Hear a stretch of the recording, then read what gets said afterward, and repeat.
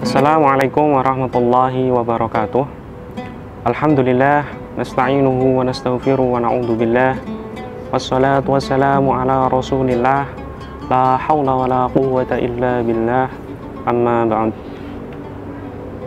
Sahabat tafsir yang insya Allah selalu diberi rahmat, inayah, serta petunjuk oleh Allah Subhanahu wa Ta'ala.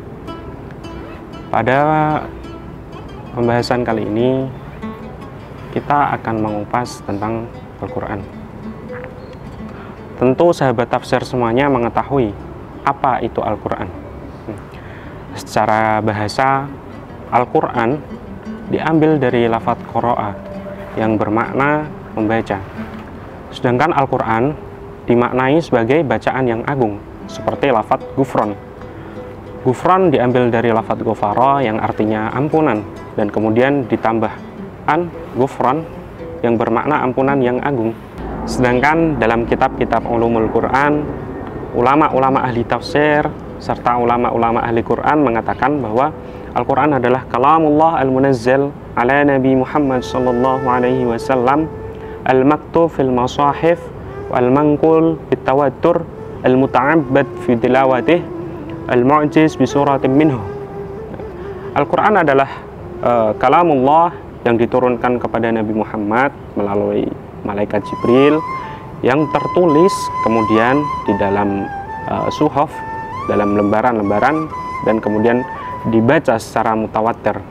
Dibaca mutawatir ini dimaknai juga sebagai bacaan yang diriwayatkan langsung, yang diturunkan langsung dari Nabi Muhammad dengan sanad yang mutawatir tentunya. Nah, kemudian Al-Quran ini adalah sebuah pedoman. Al-Quran ini sebuah asas bagi seluruh umat manusia. Nah, sebagai pedoman, Al-Quran tentu saja memiliki makna al-huda, yakni petunjuk.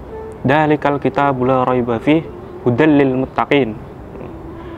Relevansinya sebagai petunjuk, Al-Quran bukan hanya memberikan petunjuk kepada manusia sebagai kitab milik orang Islam, melainkan juga dalam segala hal. Segala haliah kita diberikan petunjuk, diberikan pedoman dari Al-Quran. Dalam hal bermuamalah, bersosial, beragama, fiddin, kemudian juga dalam berpolitik, dalam siasah. Al-Quran memanajemen, memberikan petunjuk cara manajemen kepada manusia sebagai pedoman yang mutlak.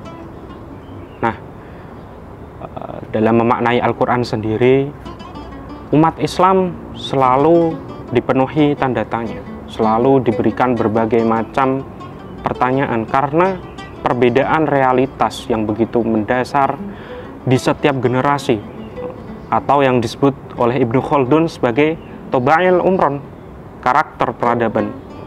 Setiap generasi, setiap peradaban, setiap zaman selalu memiliki karakternya masing-masing. Relevansi Al-Quran sebagai kitab yang memiliki karakter soleh likulli zaman wal makan tentunya dituntut agar tidak selalu dogmatik terhadap ajaran atau maknanya. Nah, ini kemudian menjadi PR bagi seluruh pemikir muslim, seluruh cendekiawan, ulama, tentunya bagi mereka yang memiliki studi khusus kepada Al-Quran. Kajian khusus mereka pada Quranic Studies tentunya harus juga didasarkan kepada realitas yang sedang berkembang atau yang ada. Para pengkaji Al-Quran, para ulama, para pemikir muslim modern dituntut untuk menemukan mekanisme interpretasi baru terhadap pemahaman akan Al-Quran.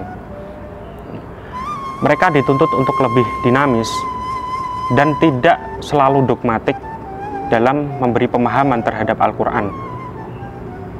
Para pemikir muslim modern, atau para pengkaji Al-Quran di masa kini harus memiliki pemahaman yang dinamis. Hal ini tentu saja berkaitan dengan Al-Quran yang sudah memiliki interpretasi dinamis. Berbeda dengan para pemikir yang dari masa ke masa, dari generasi ke generasi, memiliki pemahaman serta dogma yang berbeda di setiap zaman. Kembali lagi, seperti kata Ibnu Khaldun, bahwa di dalam setiap zaman ada karakter-karakter tersendiri, ada realitas sosial tersendiri yang sehingga dari itu membentuk pemahaman-pemahaman yang berbeda terhadap Al-Quran. Kita juga harus perlu memahami bahwa membaca kitab suci di era modern ini, di era yang semakin berkembang ini, akan lebih kaya jika disertai dengan pendekatan interdisipliner, yaitu pendekatan dengan kajian-kajian teologi, temuan-temuan baru, kajian budaya, sosiologi agama, hubungan lintas budaya, serta kritik tradisi atau riwayat. Hal ini dikarenakan kita perlu memahami signifikansi akan pemahaman Al-Quran dari generasi ke generasi. Ini untuk merespon cara berpikir umat Islam yang terus berubah di setiap zamannya, di setiap masanya. Oleh karena itu, di dalam kajian Al-Quran selalu dijelaskan bagaimana memaknai Al-Quran secara benar. Ada proses dan syarat tertentu serta kriteria orang yang diperbolehkan untuk memahami Al-Quran secara utuh. Kita harus mampu memahami kriteria, proses, dan syarat yang harus dipenuhi dalam memahami substansi dari suatu ayat. Karena memang jika ditinjau dari sebab turunnya Al-Quran, seakan-akan maksud ayat-ayat Al-Quran itu berkepentingan pada masa diturunkannya. Namun, dalam bentuk ungkapan yang digunakan oleh Al-Quran, itu sangat universal, sangat luas sekali, sangat terbuka. Nah, dari sini para ulama kemudian meletakkan kaidah al-ibratu fi umumil lafzi la fi khususis sabab.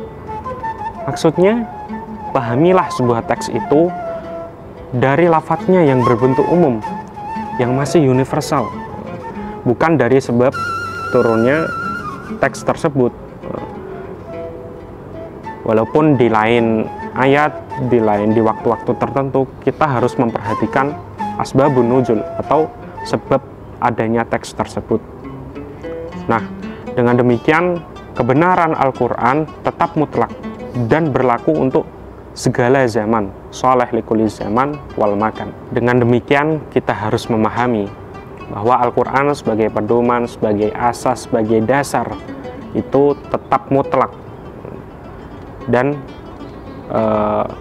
berlaku di setiap zaman. Al-Quran dengan sifat yang dinamis ini tentunya harus kita sertai dengan keilmuan yang tepat pula. Syekh Izzuddin bin Abdissalam dalam kitab Syajaratul Ma'arif mengatakan bahwa cara memaknai Al-Quran itu setidaknya ada 4. Cara yang pertama adalah makna haqa'iq. Makna haqa'iq ini, kata beliau, kata Sultanul Ulama Syekh Izzuddin bin Abdissalam, bahwa makna haqa'iq ini adalah makna asli dari Al-Quran yang tentunya hanya diketahui oleh Nabi Muhammad SAW. Makna selanjutnya adalah makna ibarat.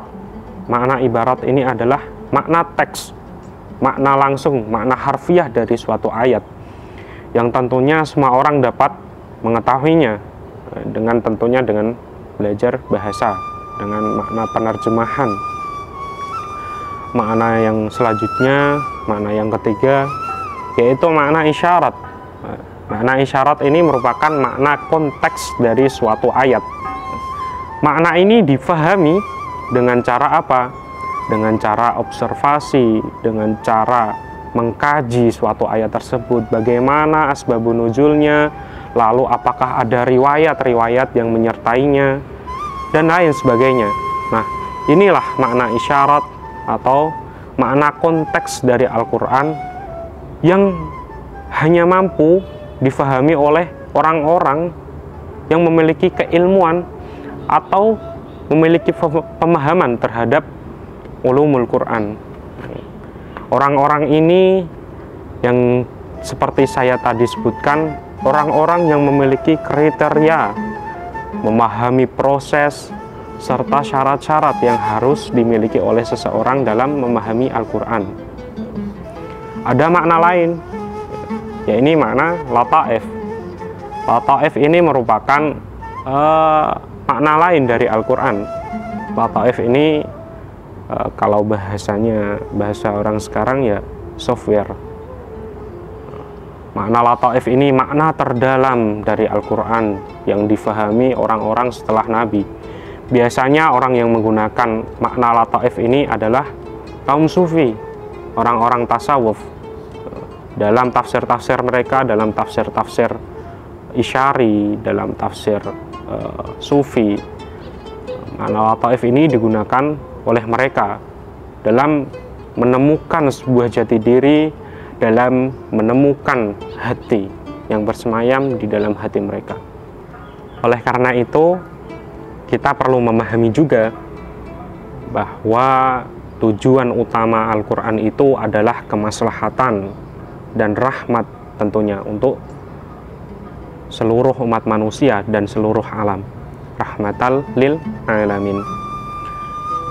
Rahmat itu meliputi al-fardi, yaitu individu, al-jama'i, kepentingan sosial, dan peradaban, al-umrani. Sehingga dalam memaknai Al-Quran, kita harus selalu ingat perkataan dari Imam Al-Ghazali. Dalam kitab Ihya Ulumuddin, beliau mengatakan, falisan yuratilu, wal aqlu yatarajamu, wal qalbu yatta'idu. Bahwa dengan lisan kita membaca, dalam akal, dengan akal kita menerjemahkan, dengan hati kita memahami. Demikianlah sahabat tafsir yang mungkin mampu saya sampaikan. Mohon maaf apabila ada kesalahan. Wal afu minkum. Wassalamualaikum warahmatullahi wabarakatuh.